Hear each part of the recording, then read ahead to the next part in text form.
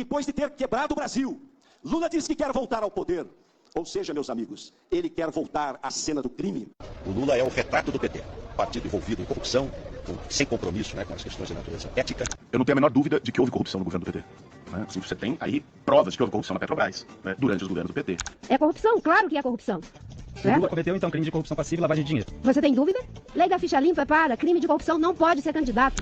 O Lula não tem a capacidade de fazer meia-culpa, como grande orquestrador do até então maior escândalo da história da República, que foi o Petrolão. Não vamos aqui dourar a pílula. Nós estamos falando de um governo que primeiro usou o mensalão como mesada para comprar o Congresso Nacional, depois, numa reeleição para se manter no poder, um Petrolão dividindo com partidos políticos. É verdade essa culpa? Uma questão do nosso simpatizante aqui, de um governo corrupto, que foi colocado para fora do Brasil pela corrupção, pela falta de vergonha na cara de quem roubava bilhões e bilhões. Se, ao invés de roubar bilhões, tivesse investido na segurança, se ao invés de desviar dinheiro para construir porto em Cuba, tivessem investido em presídio, nós estaríamos muito melhor. Obrigado. É extremamente preocupante. Não é possível que a gente tenha um ministro no Supremo Tribunal Federal com vinculações e compromissos partidários. É um militante partidário convicto, aliás, por posicionamentos externados. Não diria só militante, eu diria, além de militante e filiado, nós temos posicionamentos até de perseguição política por parte do indicado em relação, por exemplo, ao Partido dos Trabalhadores, em relação a manifestações feitas em apoio ao impeachment da presidenta Dilma. Eu não tenho a menor dúvida de que houve corrupção no governo do PT.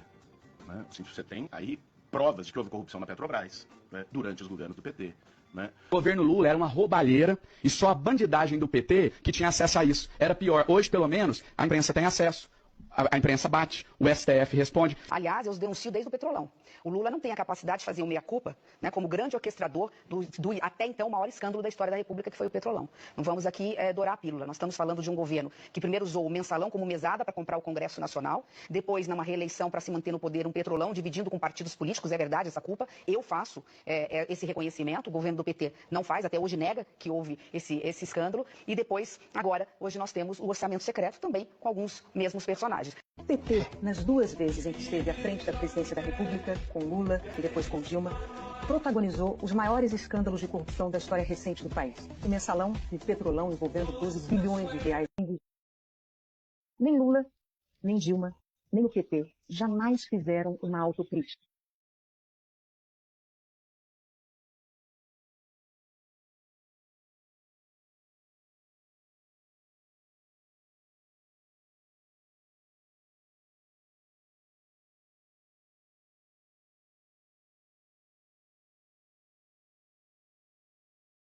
Lula diz que quer voltar ao poder.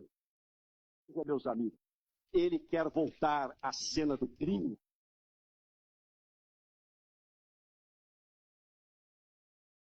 O Ministério Público Federal investiga denúncias de um esquema de corrupção que envolveria a alta cúpula do PT e a Federação das Indústrias do Rio de Janeiro.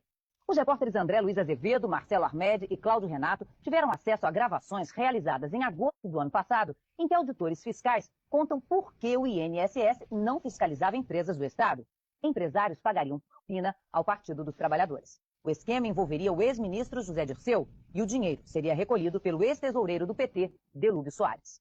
O principal personagem dessa denúncia é a auditora fiscal do INSS, Maria Auxiliadora de Vasconcelos. Ela era presidente de um sindicato de auditores e foi presa em maio deste ano, acusada de participar de um esquema de extorsão de empresários em troca de um fraudulento perdão das dívidas. Era uma investigação sobre fraude no INSS, mas o que se ouve aqui é uma denúncia muito mais grave, que atinge os altos escalões do PT e do governo federal. O Ministério Público Federal no Paraná acaba de afirmar que o ex-presidente Lula foi o comandante máximo do esquema de corrupção investigado pela Lava Jato.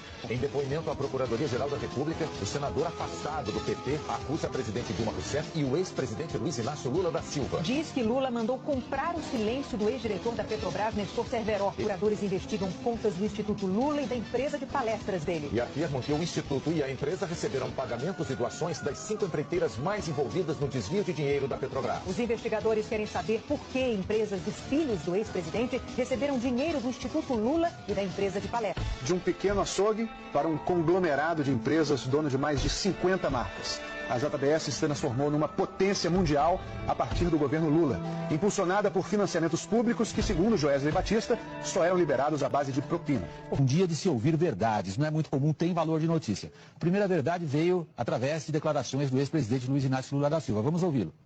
Nós ganhamos as eleições, sabe, com um discurso, e depois das eleições nós tivemos sabe, que mudar o nosso discurso e fazer aquilo que a gente dizia que não ia fazer. Esse é um fato. O mundo da mentira é mais fácil do que o mundo da verdade.